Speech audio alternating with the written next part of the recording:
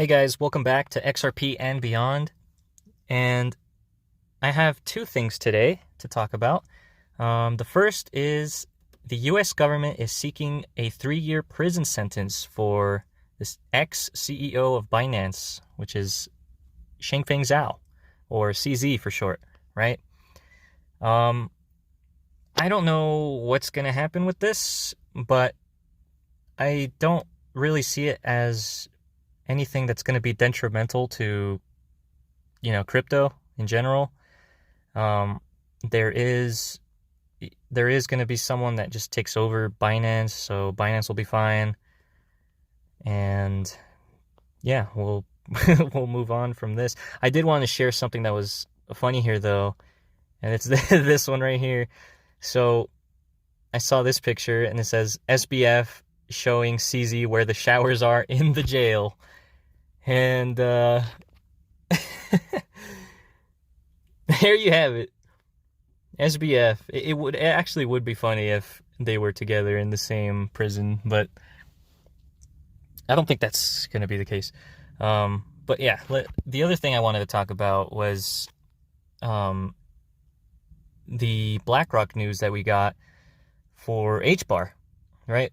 I haven't talked about this before yet, but HBAR is my personal second largest investment, and it's only because they're doing real things, solving real problems. They just have utility, and it's the thing that I like. It's what I see as something that's probably going to be around in the future, because it's useful for people. It's not like a meme coin or anything. And so there's a couple of things about this though, because when this first came out, we saw HBAR price go up like 100 something percent, right? From ever since the crash. I think at the lowest point it reached like almost about 7 cents, I think. If not, it was like 8 cents. And it ended up, after this news, it ended up being around, like just below the 20-cent region. And I found it interesting, right? Because I have a long-term bag, but I also had a little trading bag, and I just happened to have HBAR. And so I took all my profits out of that. And I kid you not, like a couple of minutes later, the price of HBAR dumped like 20%. And so I just built back that position that I originally had. And now I also have a little bit of money on the side because of how high it went. So that was cool, right? Oh yeah, but here's the other thing I wanted to talk about, because there's the reason why it went down 20% is because apparently people are confused about what this tokenization was. People are thinking or reporting that BlackRock is partnered up with HBAR and this and that. I don't think we really know 100% yet what is happening with this, but if you look at this, I'll just read this here. Some more context. This is from Credible Crypto, by the way. Actual credible source, I think. He's been right about markets he's got a really good hit rate. I recommend following him. But yeah, so let's get into this. So some more context on the Hedera Blackrock Fund tokenization announcement today. So I'm just going to call this company ARK because it's easier. It's kind of, I don't understand how to pronounce this. So I'll just call him ARK. But ARK, the company that launched the tokenized Blackrock Fund on Hedera, is a portfolio company of, and then you have that, right? The largest asset manager in the UK. Assets under management are about $500 billion. And a Hedera governing council member, okay? Meanwhile, BlackRock is the fourth largest shareholder of ABRDN. About 10 months ago, ARK launched their first tokenized fund, which was one of ABRDN's money market funds. 10 months later, they launched the BlackRock fund that you are hearing about today. The interview below is with the head of digital assets at ABRDN, and there are some interesting insights to be gleaned from it. Notably, that ABRDN was heavily involved with the process of tokenizing their fund on ARK. Specifically, they signed off on a distribution agreement to allow the tokenization to move forward, without which it would not have been able to.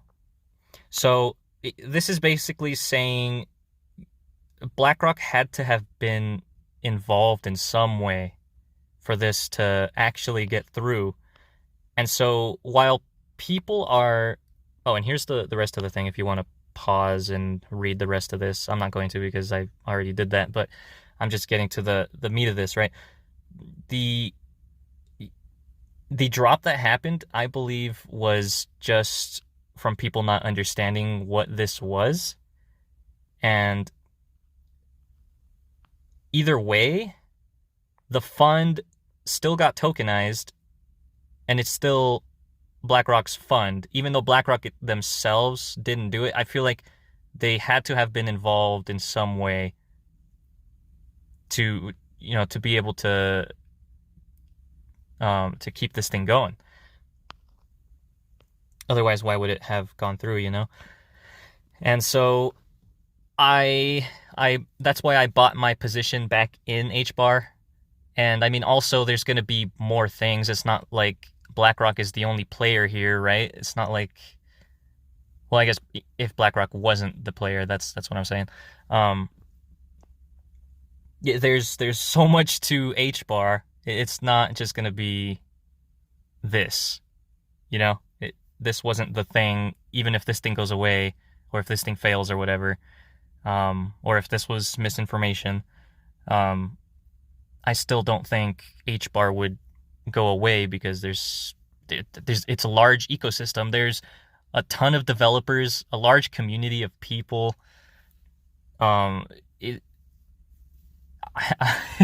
I would recommend looking into them, because they've got all kinds of things there to look at that are very interesting and good for the ecosystem, right? And just the partnerships alone is like a big thing. You can see really huge names like Google in there. Well, I guess that's the council members. But yeah, that's a lot of the stuff that was happening today. Real interesting stuff.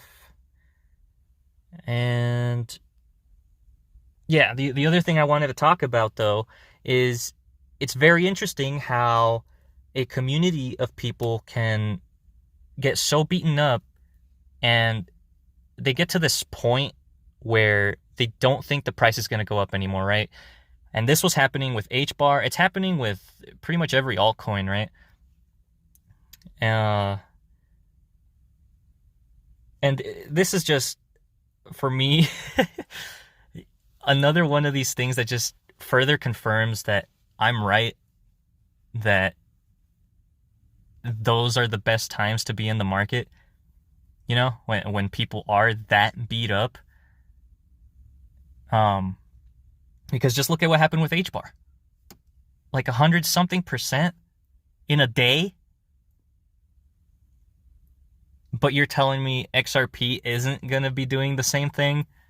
I mean, this literally happens in pretty much everything, right? You get to that point where nobody believes in whatever it is anymore. And then price goes up. And all of those people suddenly jump back in. And then it causes a massive green candle, which is what I think happened. But now that those people jumped in at the wrong time, when the price was already up, now they get to experience the minus 20%.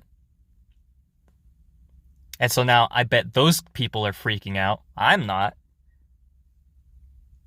Right? I bought more thanks to that opportunity.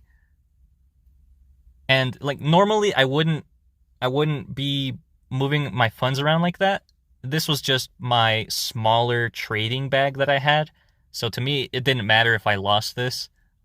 But like my long-term position bag, that one I did not do anything with. I'm just staying in that position until I reach my actual targets for this bull market, you know?